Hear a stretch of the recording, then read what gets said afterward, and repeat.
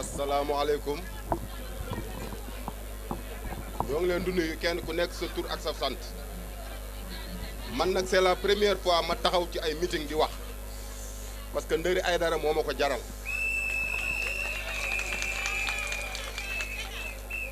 parce que Ndëri Aidara acteur de développement la képp ku yor soxna wala nga yor sa sœur wala nga yor say doom yu jigéen war nga mën a jàppale Ndëri Aidara xëy na sax lii nga xamante ne maa ngi koy wax ni yéen a ma ko gën a xam man du ma yëngatu ci politique depuis que nag Ndëri Aidara ma gis ko mi ngi ànd ak Modou Diagne Fada ma ni naa ko jàppale looloo ma ci dugal di ñaan yàlla nag le 30 bii képp ki nga xamante ni ànd nga ak Ndëri Aidara maanaam yeesal Sénégal na nga teel a dem teel a voté ku jëlagul sa carte d'identité na nga ko dem jëli carte d'identité yi génn na dem leen ngeen récupérer ko ñëw jàppale suñu frère suñu cousin suñu jarbaat muy Ndëri ku jàppale Ndëri Modou Diagne Fada nga jàppale ku jàppale ndëri moo jaañ Fada nga jàppale ku jàppale ndëri sa bopp nga jàppale ndax umpalewu leen ñun ñi dëkk ci secteur Yeumbeul Nord ndëri lim fi def umpaleen yéen ñëpp yéen a ma ko gën a xam du dëgg kon nag yéen ñëpp na ngeen ci jàpp man de wax dëgg yàlla ndëri dinaa ko jàppale fu mu ma woo dinaa jóg moom moo ma ko jaral man du ma yëngatu ci politique mais ndëri moo may tax di yëngatu ci politique maa ngi doogay commencé nag bés ni tey laay doogay dugg ci politique te ndëri Aidara laa ci fas yéene àndal jërë ngeen jëf. salaamaaleykum wa rahmatulah waa Yeumbeul bu ngeen ma ko permettre ndax dama am kilifa te bëgguma wax te nekkul sama wet muy Papa Ali Gaye dëgg Papa Ali bu dee soriwul waa peut-être moom dina ko énuméré waxtaan si waxtaan boo xam ne waxtaan bu gàtt lay doon si lu ñuy tënk benn baraag nag dañuy sant yàlla bu baax a baax certes la personne de Mamadou Diagne Fada nous concerne waaye ñun ki ñu xam ki nga xamante ne moo ñu nàmpatal si politique ki nga xamante ne moom moo ñu préparé ki nga xamante ne moom moo ñu jox ay poste de responsabilité ki nga xamante ne moom moo ñu def mandataire boole koog jigéenam ku engagé wu ku am pas-pas muy Ndéri Aidara ak Marième Sarr ñoo ngi leen di sant bu baax a baax a baax a baax du ma tardé na ndax Pa Ali mooy continuer mbir mi mais damay wax ne nag il faut que ñu conscience surtout zone bi ñu nekk dañoo am un président de la république boo xam te ne vision am soriwul dafa gàtt am un ministre de l'intérieur boo xam te ne cuune la def dara lu baax dafa lajji dafa nërmeelu ba Sénégal sosoo ba léegi damay wax heureusement média yaa ngi ni télé la ba Sénégal sosoo ba léegi musu ñoom élection moom lañ koy organiser di voter li nga xam moom la ñu ay récépissé kon ministre ba lajji na cuune na daa war a démissionner voilà ministre de l'intérieur daa war a démissionner moo dul ku mu dul nag da nga war a bàyyi bu weesoo loolu di wax ni ki nga xamante ne mooy le maire de la commune ki nga xamante ne mooy le député sortant ñoom ñaar sont des personnes yoo xam sont incompétentes je dis bien sont des personnes incompétentes mairie bi yow su desul mairie bi li des bëreetul ñun ñëpp xam nañu honorable Ndéri Aidara incha allahu rabbi échéance 2019 yi jëm moo fay toog comme maire te ñu ngi si ànd ak Marième Sarr mi nga xam te ne kenn demul mu des bu weesoo loolu je dis bien bu weesoo loolu damay faire appel à nos camarades suñuy kilifa suñuy yaay ndax mënumaa terminer te nuyuwuma ñi nga xam ne moom maman Koura mënumaa terminer te nuyuwuma ñi nga xam te ne ñooy maire loo mënumaa terminer te mënumaa nuyu ñi nga xam te ne ñëpp ñoo xam ñoo jógee benn baraak di wax ni waa benn baraak liggéey bi jeexagul suba si kàttanu yàlla ni ñu doon def la ñuy continuer waat porte à porte day continuer bu kenn indi sa t-shirt bu kenn indi sa porte sa casquette parce que loi bi da koy tere waaye li nga xam te ne moom la ñu programmé muy porte à porte yi waxtaan ak nit ñi wan leen spécimen yi wax jarul sax di wax Ndéri li mu fi def ñëpp xam nañu l'homme qu'il faut li à la place qu'il faut c'est la personne de Ndéri Aidara de Marième Sarr que dañ koo wekk jox ko cër ndax liggéey bu am solo bi muy def loolu ñoo ko war a mën a dëggal warul yem si xumbaay warul yem si manifestation warul yem si tëgg sabar li koy jëmmal di ko dëggal mooy lan le jour ji nañ jël suñuy carte képp ku amul carte nga yor récépissé nañ ko booleeg li nga xam moo la jox une carte d'identité nationale boo demee dañ la bàyyi nga dugg di passé information di ni récépissé bi ku ko yor amul bureau de vote amul centre xoole si ñi nga xam ne ñooy waa kër Ndéri Aidara boo indee sa récépissé si zone bi wala zone benn baraak wala feneen ak feneen nañ la identifier wax la ban centre ngay voté ak ban bureau de vote ngay voté jërëjëf mi salmini on goto fof indi mo yettode mum mbaɗoyo moon bisimilla on yi kam min komi Haalpulaar mboɗo mi rewe Ndéri jamma e ñalawma subaka e kikiɗe par ce que komi garɗo ɗo jiimi ɗo ko ganduɗa ene waɗi nafoore ɗum waɗi jooɗimi ɗo ndewme Ndéri sans complexe tacculen loolu wayi am na solo hay min o mbiɗoni mi sansi kartam pour Ndéri ɓaale ko loolu ɗum neexul eyyi bandiraɓe Haalpulaar en mbimi ko en mballu Ndéri ɗo e Yeumbeul mbeɗa wona gartam meɗen par ce que goto fof ƴewat ko nafoore muɗum min nde garmi ɗo e Ndéri jettimi nde jiimi ɗo nafoore nde konmi nde mi addu bandam en teɓe gaddumi ɓe jii ko jiimi ko ɗum waɗi jooɗi mbimi jaggane Ndéri dimanche so Allah jaaɓi ƴetti e carte ji moɗon jehon gotoyon gotono Ndéri mbere eɗen jara yeeso par ce que so Ndéri dañirat en dañat ɗoɗo mbo sikka Haalpulaar en kewan ɗo de on gullata mbaɗe feere Haalpulaar en wonɓe ɗo e Yeumbeul fof yo goot gaddoya carte ji mumen gaƴoɗen ñande dimanche keɗoɗen radio ji Ndéri e Marième dañen député ji assemblée. Yeumbeul Nord asalaamaaleykum waa fii Yeumbeul dafa Nord faral wuy leen waay. ana jigéenu waa Yeumbeul Nord man damaa far de ndax Olof Njaay dafa am lu mu wax lu mu wax. nee nañu ragal féete dafay xañ a wërsëg dëgg neexul. te man damaa far ak jigéen yi ana jigéen yi yëngatu leen bu baax ma xool leen yéen waa Yeumbeul Nord maa ngi leen di nuyuwaat bu baax a baax may nuyu tam délégation bi nga xamante ne ni ñoom laa àndal ñu ñëw fekk si suñu frère coordonnateur Nderi Aïdara mi nga xamante ne ni moom moo ñu jiite fii au niveau département ci parti bi ñuy wax LDR Yeesal ñun ñu ngi koy nuyu bu baax a baax a baax di nuyu tamit la sœur Marème Sarr di nuyu tamit sama yaay ju baax parce que su ma ñëwee Yeumbeul tey faaw ma nuyu ko ñu ngi koy wax maman Marie maa ngi lay nuyu bu baax di la jaajëfal maman Marie maa ngi lay nuyu bu baax ma di leen wax ne ah yeewu leen de damaa bëgg ngeen yeewu bu baax te jóg te xamante ne nii li fi amoon bu ñu nangu de yéen jigéen yi damaa bëgg ngeen beñ li ngeen di béjee leen rek la mooy lan le 30 incha allah ngeen teel a yeewu waxuma 8 heures de mais 6 heures 5 minutes ne leen fekk ci biir école yi ngeen ran ci classe yi parce que vote bi du yombul de ñu dajaloo nekk mbooloo mu takkoo takku taxaw tey di bëggee fii ba suba neex na torop mais am na lu fa daal am na lu ko daal te yéen Yeumbeul Nord da ngeen am li ngeen xamante ne nii man bi ma yegsee sama yaram dafa daw dama ne soxna Ami Fall daan ne Marème Sarr kii Fatou Sarr man bu ma sañoon damay juddoo Yeumbeul mais nit du sàq boppam ndax Nderi Aïdara tàccu leen loolu sama yaram dafa daw tàccu leen loolu. parce que Nderi dafa nekk ku nga xamante ne nii xëy na yéen sax produit boobu nga xamante ne yàlla dinañ koo jagleel am na loo xamee xamoo leen ko ci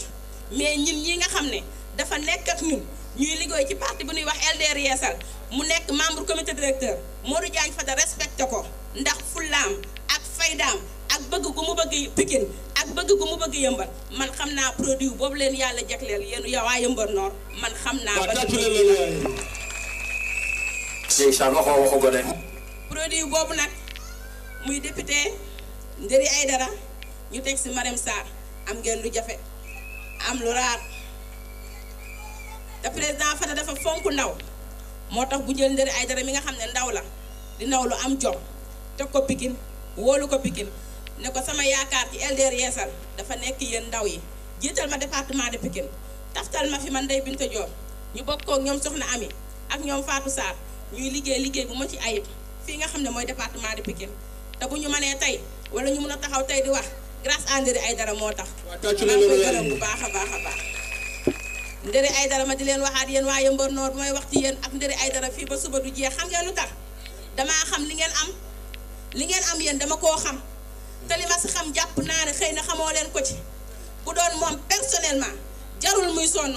jarul ndaje mii muy am parce que lii nii yombul bi campagne commencé ba léegi depuis le 9 dafa yàgg mais Nderi mi ngi investir ci commune am Nderi mi ngi lu mu am ak lu mu mënul yépp mi ngi koy def ndax Yeumbeul Nord ki nga xamante ne nag moom kenn la mu jël alalam di ko def ci Yeumbeul Nord te doonagul dara amagul benn ndombal tànk yéen jigéen yi mu dimbali leen bu baax ngeen ciy gis seen bopp kooku boo leen ko falee tey waa Yeumbeul Nord am ndaw loo xam ne dafa toog ca assemblée ba di kaas seen ay soxla di yóbbu seen ay yóbbante bu boobaa kan moo leen tey yéen jigéen yi kenn du leen téye waaye bu loolu jeexee damay ñëw ci ndaw yi ndax Modou Diagne Fada dafa farak ndaw yi de xaw ma xam ngeen koom leen ana ndaw Yeumbeul yi aco fu ngeen féete. ana ndaw Yeumbeul yi maa ngi nuyu tamit ci ndaw yi damay jiital nuyoo di ko teg ci loxo Adja ani Adja damaa bëgg nga jóg ma jàkkaarloo yow. ci jógal waay Adja Sall. di lay wax ne dara Nderi Aïdara ni dar maa ngi ko dar ko ni dar maa ngi ko parce que ànd nga ku am jom ku bëgg ay ndawam koo xam ne bu ñu dajee au niveau national day xeex rek ngir Pikine bu dajee département de Pikine day xeex rek ngir Yeumbeul Nord luñ ne nii mun a Yeumbeul Nord kon kooku bëgg na leen yéen a ko deseel du ma wax ne Nderi leen deseel de yéen a ko deseel xam nga tax yéen a ko deseel mooy lan damay toog fi Nderi di toog fi ñuy seddalee may gis Nderi li ko Yeumbeul Nord jaral lu ñu wax mun a Yeumbeul Nord kon ànd leen ak Nderi ni ngeen ko mën a dimbalee na du sañ sa ba rafet de du toog naan dëgg la de du toog rek di tàccu wala ngeen xëy rek topp ko teel leen a yeewu teel a voté ji incha allah le 30 balaa kenn di wax ku commune bu gagné ci département de Pikine man suma sañoon sama frère Ndéri Aïdara Baramaana viu Thiaroye-sur-Mer dañ naan vive Yeumbeul Nord ba pare ma topp ci gannaawam merci leen dalal di leen jaajëfal di jaajëfal président zone yëpp ñu leen di jaajëfal ndax umpale woon ni liggéey bi du tey la commencé depuis le 9 la commencé te boobu ba léegi yéen a ngi jug xar seen tànk tubéy muy suba muy ngoon muy guddi di liggéey léegi bu am solo kon tey jaajëfal rek lañ leen mën a defal wax ji du mën a bare tey ndax li ñu war a liggéey yëpp liggéey nañ ko di nuyu waale itam sunu gan yi toog di leen yóbbante ci président Mamadou Diagne Fada bu coalition Yeesal Sénégal waxal leen ni ko defal nañu honneur franchement defal nañu honneur bu rëy investir nañu ñaari député mu ñaari ndaw muy Marème Sarr ak Ndéri Aïdara loolu c'est un grand honneur pour nous ngeen jaajëfal ñu ko te ngeen wax ni ko fa mu ko teg foofu la de juumul nee leen ko Yeumbeul Nord nee leen juumul ndax fi Yeumbeul électorat bu garaaw la am te Ndéri moo ko moom Ndéri moom Yeumbeul Ndéri moom honorable li may wax ci moom Aïdara Karara bëriwul yow heure boo ñu jógloo ñu jóg ndax sa yar sa disponibilité sa nangu sa yëngu ba nga jógee du tay Ndéri yow politique dabu la de da ngaa nekk développement di si yëngu ba politique fekk la fa waaye jugoo politique nit ñi non non yow ñun ñoo la amee njukkal ñun kay Aïdara leen ragal la mënal le 30 juillet ñun ak yow ba assemblée incha allah te dara du ko dindi waaw li ñu war a wax yëpp wax nañ ko tey dañuy wax rek ñu conscient ñun population Yeumbeul Nord nan conscient ak suñuy leader nan conscient man bi ma njëkkee romb lamp yi tàkk dama tiit ndax dañ ñoo saaga ndey 5 ans la suñu maire nekk Yeumbeul 5 ans benn lamp tàkkul à 2 mois des élections mu taal ñu lamp yi kooku saaga ndey la kooku saaga la kon nañu conscient jot nañu jël yëf yi suñuy loxo yëf yi ñoo ko moom nañ ko jël suñuy loxo xool l'homme qu'il faut à la place qu'il faut et yéen ñëpp xam ngeen ni la personne qu'il faut à la place qu'il faut c'est Ndéri Aïdara nañu àndandoo gunge Ndéri Aïdara yóbbu ko assemblée naka lañ koy yóbboo nag ndax politique dafa salté dama leen di wax politique dafa salté xam nga ñu ngi naan carte yi génnul non loolu stratégie la technique la carte yi génn na yooyu gouvernement moo koy cuq véhiculé ko mu dem population bi gëm ko non carte yi génn na jëli leen ko carte yi yëpp génn na dem leen jëli seen carte bu dimanche ñu voteel coalition Yeesal Sénégal bu président Mamadou Diagne Fada pour mun a élire suñu honorable député Aïdara je vous remercie jërë ngeen jëf. salaamaaleykum.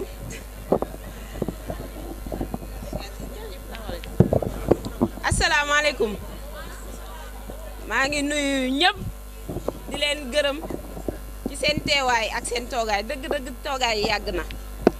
waaye nag li ñuy naan li yëngu lu ne la ko yëngala ko ëpp doole li ñu fi tënk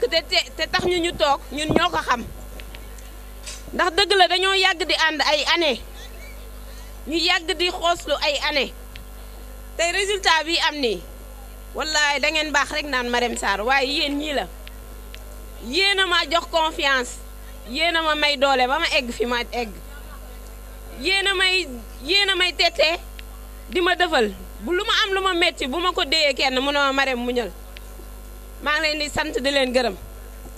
gannaaw loolu nag tey nag politique la foog ñu wax ci politique ndax man bu ma toogee di déglu yenn meeting yi mu am ay responsable politique ñu fal la 5 ans waa Yeumbeul kenn gisul seen bopp ndax fii foofu doxantu laaj ko ndax xam nga député bi ñu fi faloon nit ñi ne la déedéet ñun dañ doon campagne di dugg ci kër yi di wax ak nit ñi mais nit ñi benn wax lañu wax xamuñu député bi donc ma yaakaar ni député nag kuñ ko fal sas la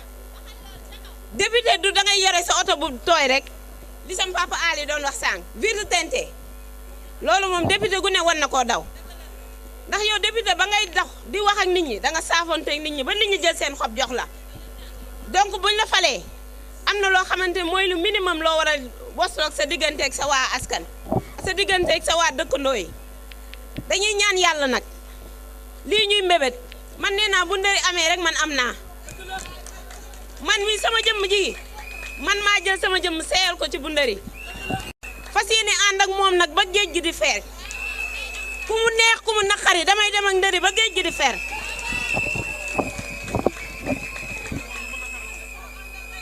ndax li ñu wax sànq rek ragal péete day xañe wërsëg googu nag laa bëggul mu romb ma ndax booy ànd ak nit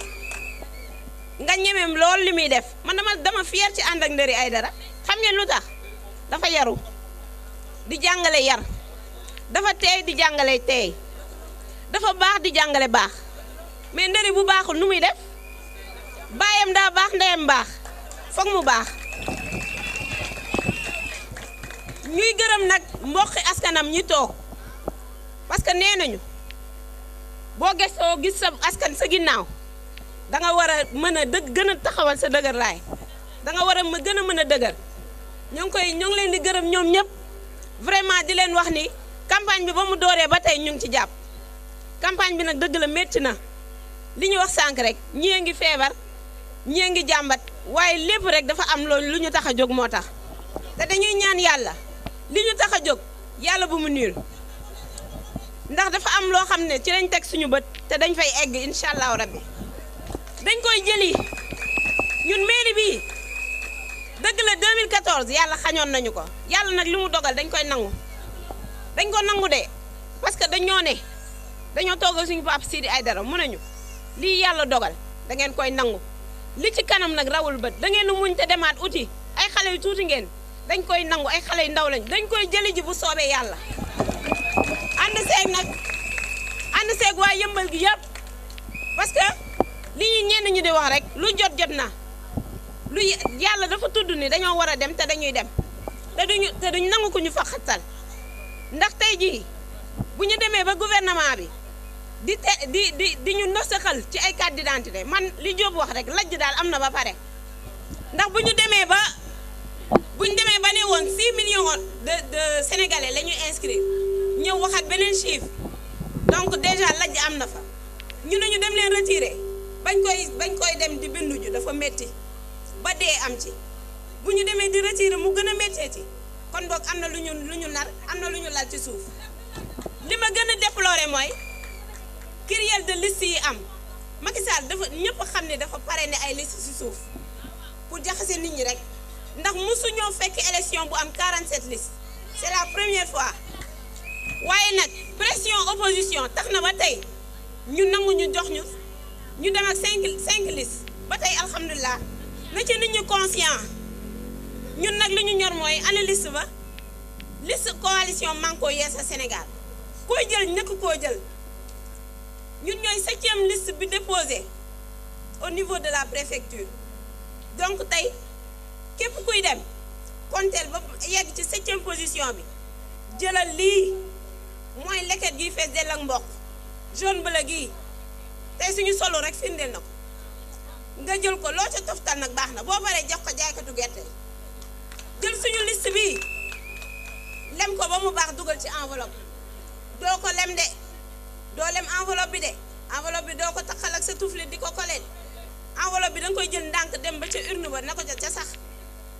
fas yéene nag toog xar résultat te bu soobee yàlla dinañu may ndam bu soobee yàlla ndam rek ca kaw ca kanam te dama ne ndamu guddi googu suñuy ñañu àndal ak nañu àndalu ñëpp nañu bégee xam nga lu tax parce que Ndëri daf fi def loo xamante ni man dama ne ñun dañu am bilan te dañuy défendre suñu bilan ñun kenn duñu nangu kenn di mu buwoo suñu bilan photo woog ambulance taxul nga indi fi ambulance dëgg la nag coopération décentralisée mooy waral yenn yi ambulance mënul dugg yëmbal gii te maire du apposer signature am loolu ku jàngul sax moom ku jàngul daal lañ koy naxee waaye ñi xam tey déglu te xam dama ne xam nañu li xew man nag dama ne duñ la fal juróomi at maire sax mun naa ne 2014 la nga ne ci maternité bi di visiter di xool di gëstu yow sage-femme bi bu la ñëwee diis la soxla nga dumbooyu ku am ful la ñëw nag bañ ko diisee mu jóg dox ci waaxu ci ay résultat am dañ ko war a war a sante te saa yi bu ma yeewoo gis ambulance bi yuuxu ma ne képp kuy jigéen fi yëmbal war ngaa mën a jël sa carte bi jox ko Ndeye Aidara ndax dama ne ki la xool ba mu doy la ki xool ba mu doy ne man bu ma doxee ci santé jàppale jigéen ñi jigéen ju ne war nga koo gërëm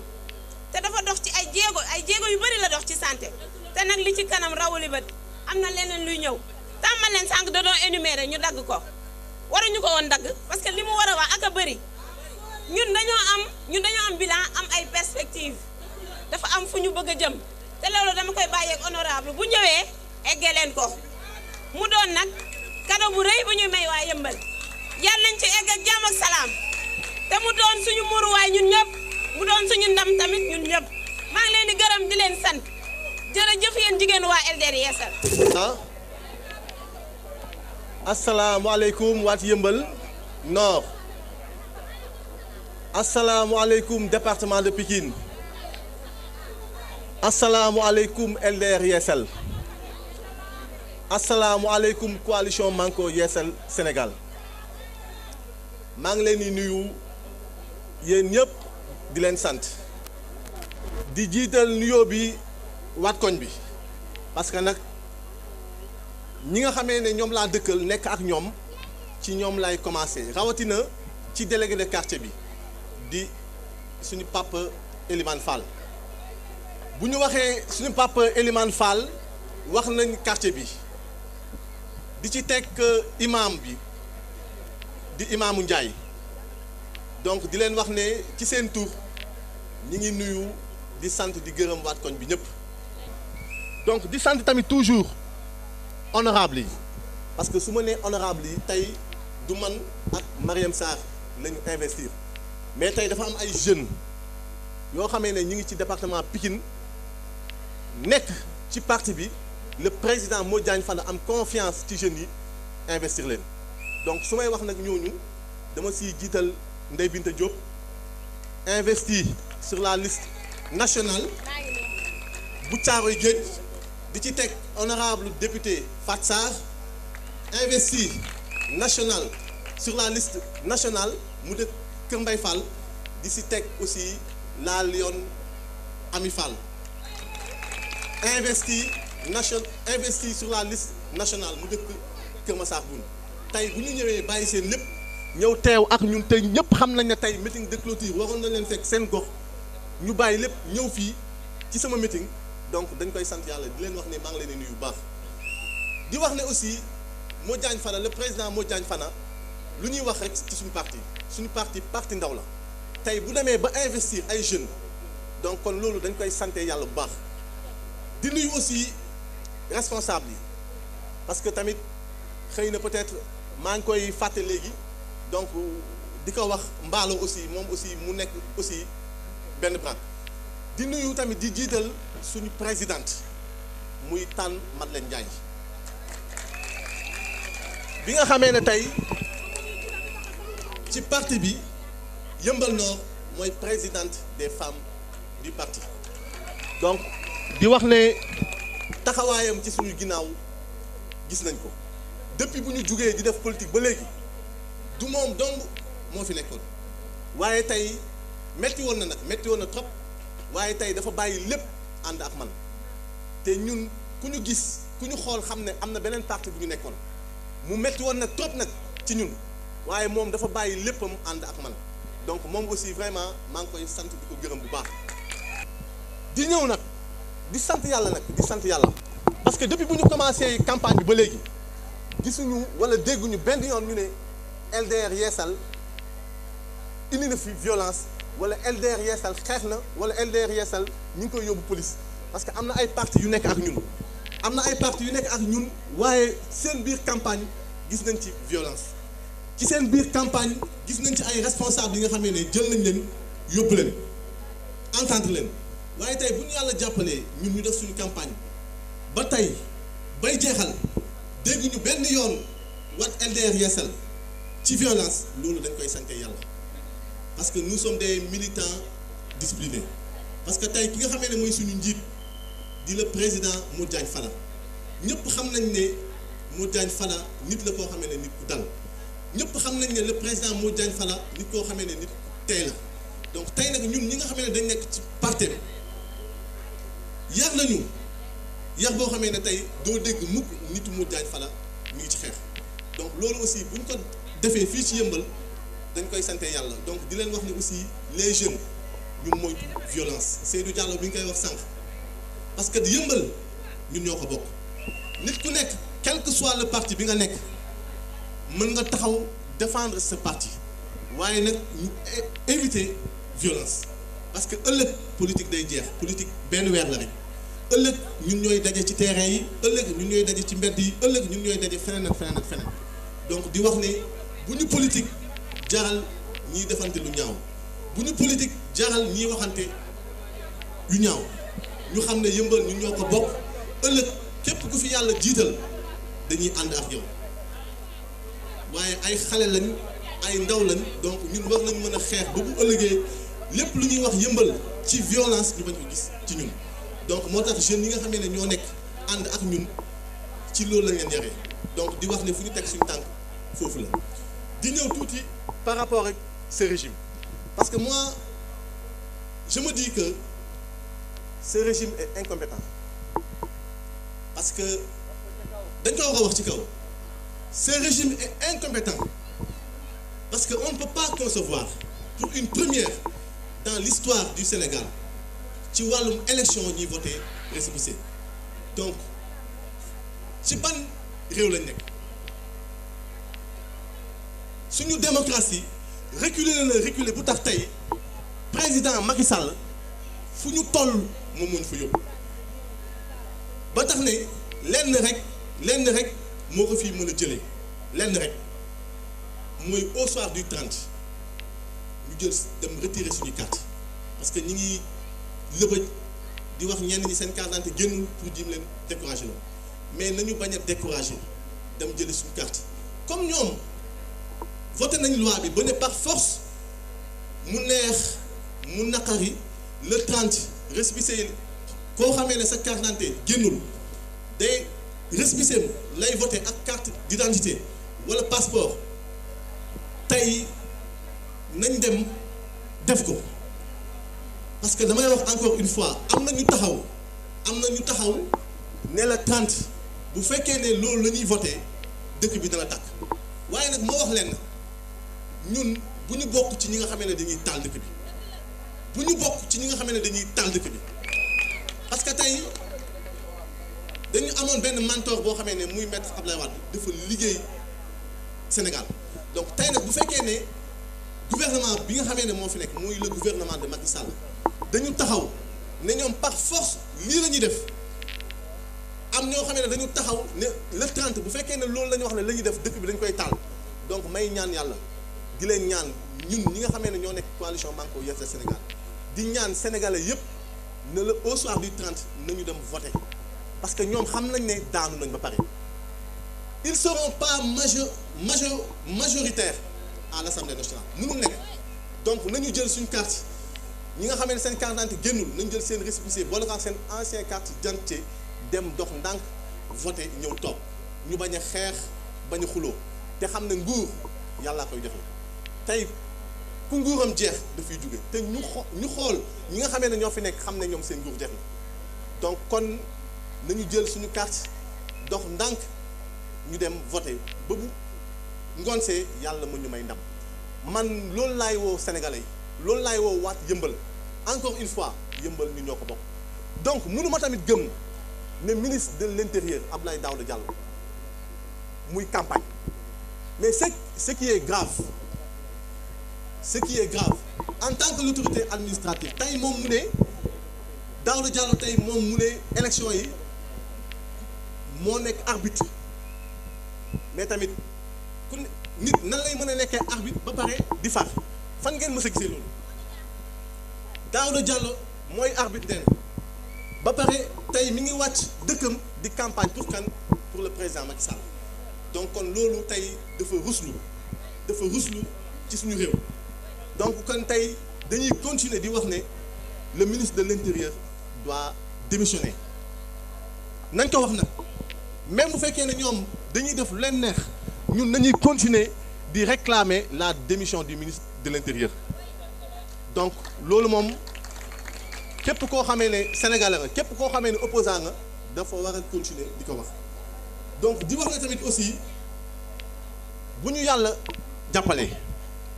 ñu dem assemblée nationale parce que tamit wax ji mooy ñu votel ñu gagné ëllëg ñu mën a dem teewal leen bu ñu yàlla jàppalee tey ñu dem assemblée nationale dana nekk ay ndaw yoo xam ne de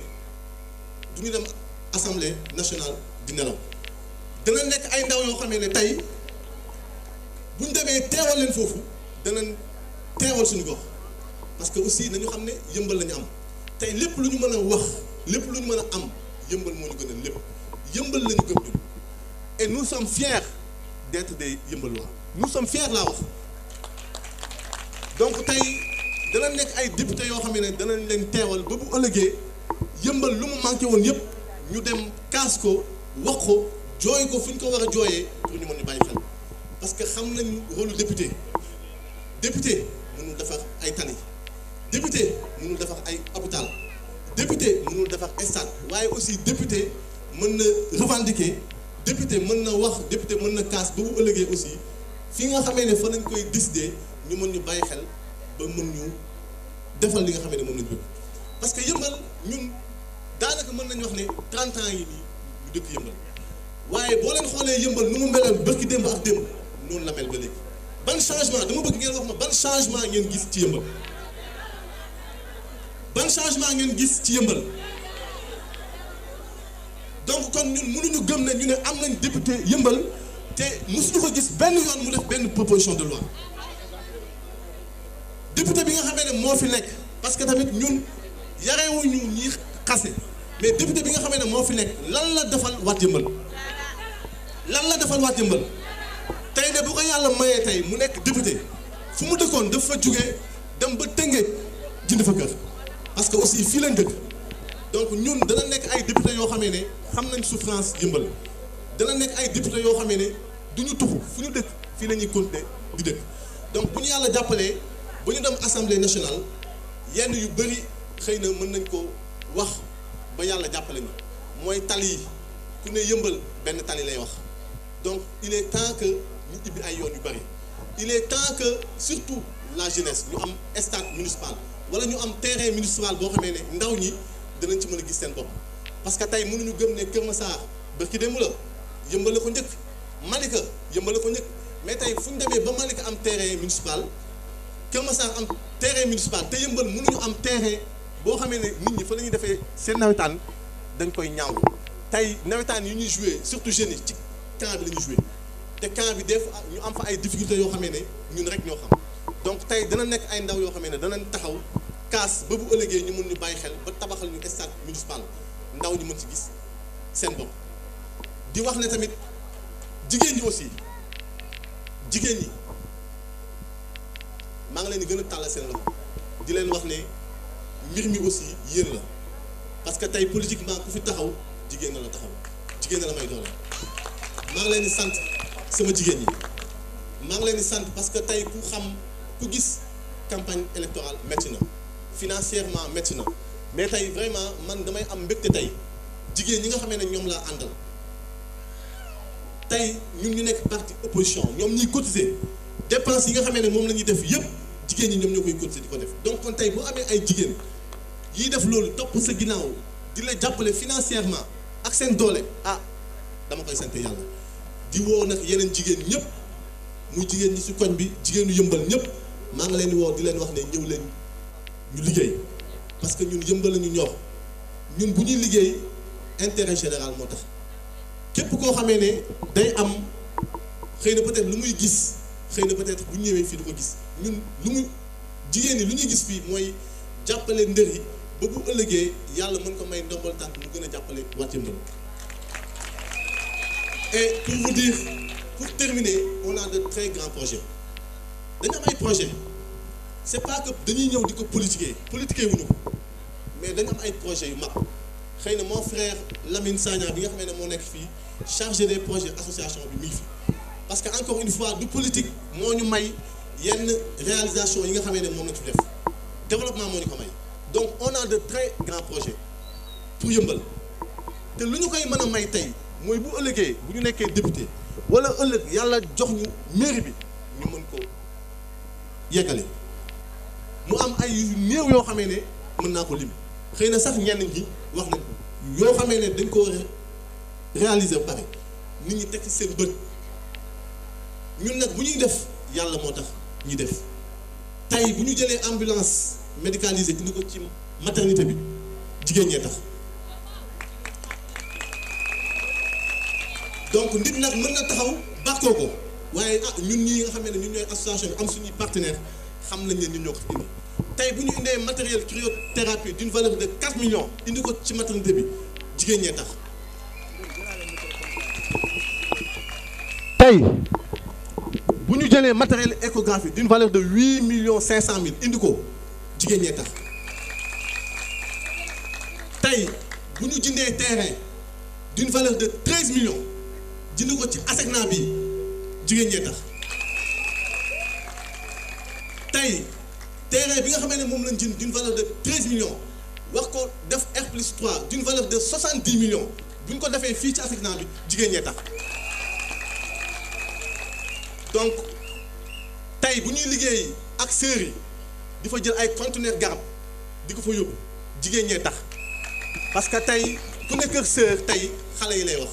te tey xale yi tey bu ñuy dem kër sœur seen yaay leen yóbbu donc kon tey bu ñuy liggéey kër sœur yi di fa waaj a def benn labo chimie d'une valeur de 20 millions jigéen ñee tax donc may profité di ci nuyuwaale suñu mbokk chrétiens yi bërki démb rek ñu ngi doon def seen benn cérémonie ñu tudd ko fa donc mu nekk loo xamee ne lu wér la ci loo xamee ne incha allah dans quelques mois danañ monter ci kër sœur yi benn labo chimie d'une valeur de 20 millions de francs donc loolu aussi tamit ñu wax donc ak ay projets yu mag on a des projets de radio pour yëmbal pour les jeunes on a des projets de festival pour les jeunes donc am ay projets yu mag diggante dëkk ak dëkk la waaye loolu aussi pour ñu mën a jot ci projet yu mag yi fokk yàlla jàppale ñu ëllëg 2019 ñu dem jël mairie bi donc élection moo taxaw élection législative moo taxaw duñ ci sori waaye ñu xam ne lii tàngatu la waaye match bi d'ici 2 ans la te am nañ yaakaar buñ ci yeggee yàlla dinañu may ndam parce que tey yëmbal mënoo dox yëmbal te nit ñi waxuñu LDR Yeesal yëmbal mënoo dox yëmbal te nit ñi waxuñu Ndéri Aidara et je pense que loolu aussi bu demee ba nit ñi di ko wax jigéen ñee tax donc jigéen ñi maa ngi leen di sant encore une fois di leen gërëm di sant encore la jeunesse Seydou lu mu wax dëgg lu mu sol ci t-shirt bi lu ñu ci bind loolu la horizon 2019 donc may woo ndaw ñi naan leen suñu équipe de campagne 2019 comme ni ñu ko defee ci élection législative yi ce seront les jeunes donc moo tax maa ngi ciy woo jeunes yëpp di leen tàllal suñu loxo di leen ne ñun de yëmbal lañ ñor du politique dëgg la ci parti lañ nekk président Modou Diagne Fada dañ koy sant di ko gërëm tey bu ñu investir ñu nekk ay ndaw mu yëkkati ay poste de responsabilité jox ñu ko moom dañ koy sante yàlla dañ koy sant di ko sant yàlla parce que tey mënoon nañu bañ a boole ci liste yi tey man ak ma sœur Marième Sarr mënoon nañu